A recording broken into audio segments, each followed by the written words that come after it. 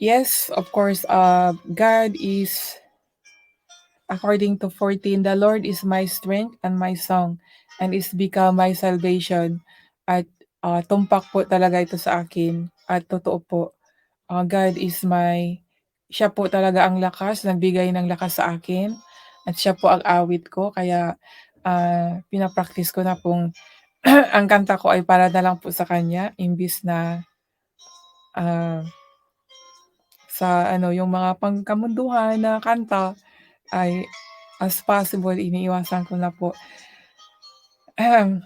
Nawala na si mega love shoutout sa inyo diyan, thank you so much Jake Jake Facundo. All siguro nandiyan pa rin si my friend, Ultimate Movie Recaps. Ang ganda ng mga ano ni Movie Recaps kaya lang scary, okey. When I was not in God, when I do not know God yet, I really like to watch horror and thriller, I like to watch that movie, but I don't know why.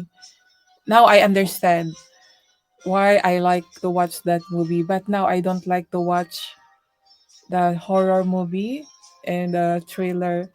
And I like to watch now a Christian movie. It give inspire to my soul. And yes, this one it really relate po sa aking storya itong nasa Psalm chapter 8, 118 verse 17 po. Dahil sinabi dito, I shall not die but live and declare the works of the Lord. Ito po ay nangyari po sa buhay ko na noong 2016, maybe 16, 18, something ganyan po sa taon na yan. Ako po ay naaksidente at thank God dahil nabuhay pa ako at ito, sinasalita ko siya.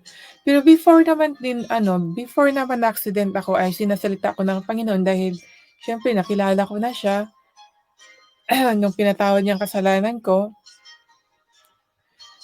And then, yun nga, siyempre may mga trials pa rin at ayun, na-accident ako. Tapos, ayun, hindi naman ako natuluyan, ano? So, ito nga at before din ako na-accident, itong words na 'to ay nabasa ko na po siya na yun nga, hindi ako mamamatay. Kaya naisip-isip ko rin, ano kaya baka siguro may something na mangyayari sa'kin ano, accident gano'n. Lalo nung panahon na yun ay nagmomotorsiklo pa ako. So, siyempre may mga gano'ng negative thoughts 'no, at yun nga nangyari. Kaya minsan pangit talaga yung mag-iisip tayo ng negative 'no, dapat always positive na lang at ating i-ano sa Panginoon. Ano ba yun, yung pag-iisip natin na hindi maganda ay dapat ipag-pray na lang na dapat i-change na maging puro positive, puro maganda ang iisipin. Kasi minsan pala 'pag nag-iisip tayo ng hindi maganda ay parang sa atin din nangyayari 'no?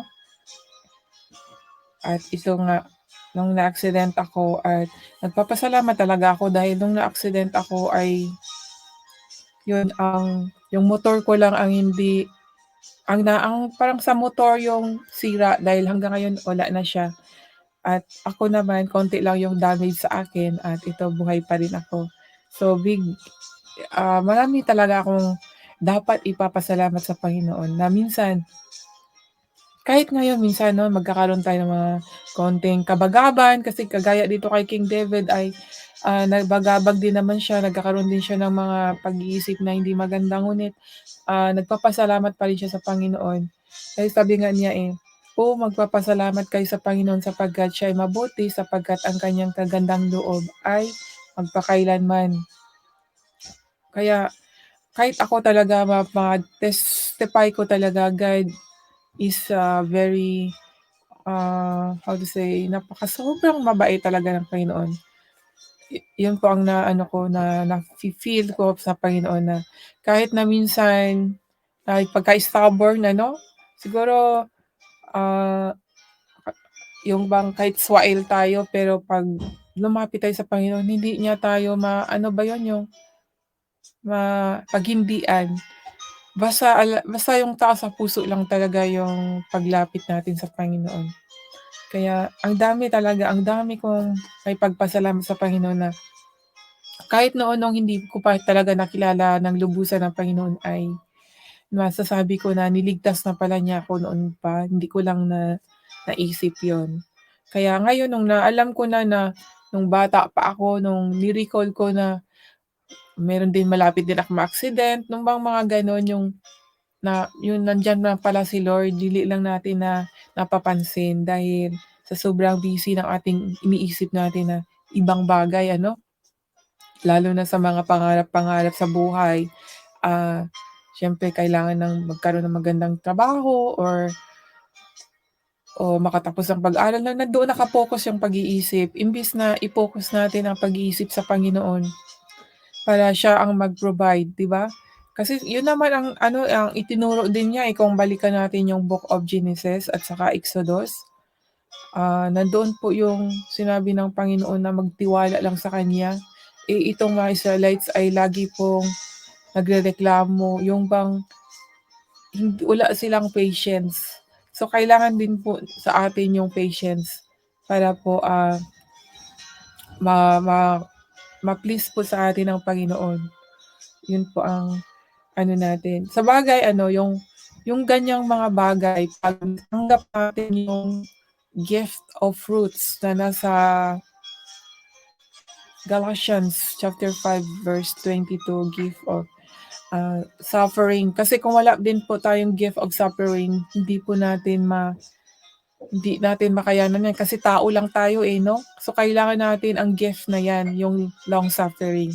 Para kung meron man tayong mga suffering ay atin pong maunawaan kung bakit may mga gano'n.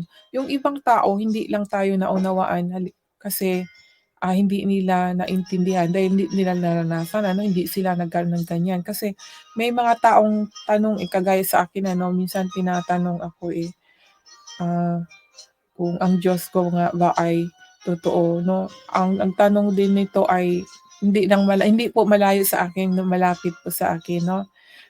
Hindi siguro niya nakikita ang kagandahan ng Panginoon dahil hindi naman po kasi siya nag-aral sa salita ng Diyos at hindi niya pa natanggap ang Panginoon. So, ang nakikita lang niya sa akin, ng taong ito ay yung kapalpakan na nangyari sa buhay ko. Kaya sinabi niya na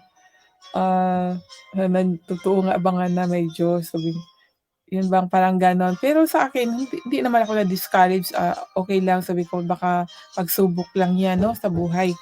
So, ang importante doon ay yung ngang binigay sa akin ng Diyos, yung patience, yung gift of patience and long suffering. So, kahit na may mga gano'ng pang ano naranasan yung mga sufferings, at least makakayanan dahil nga may regalong gano'n at pinanghawakan ko naman na mas marami ang kagandahan na naranasan ko sa Panginoon kaysa yung mga sufferings na 'yan. Kasi ang mga nandito sa mundong ito ay panandalian lang, hindi naman natin madadalanin, 'di ba? Anytime 'pag kukunin na tayo ni Lord, wala din, sinong mag-aano nun, 'di ba? Ah Kaya nga kailangan talaga natin na mas mag-focus tayo sa another life, yung kasi yung another life is forever na yun, everlasting life yun. So, dalawa po yun kung naniniwala po kayo na merong, ah, impyerno at saka langit. Ako naniniwala ako kasi kung parehas langit lahat, yung mga gumagawa ng masama dito, so sa langit din sila pupunta, 'di gagawa na lang din ako ng masama. 'Di mag-enjoy na lang din ako, sasama ako sa kanila. So, naniniwala ako na may impyerno para doon sa mga taong ayaw, makinig sa Panginoon.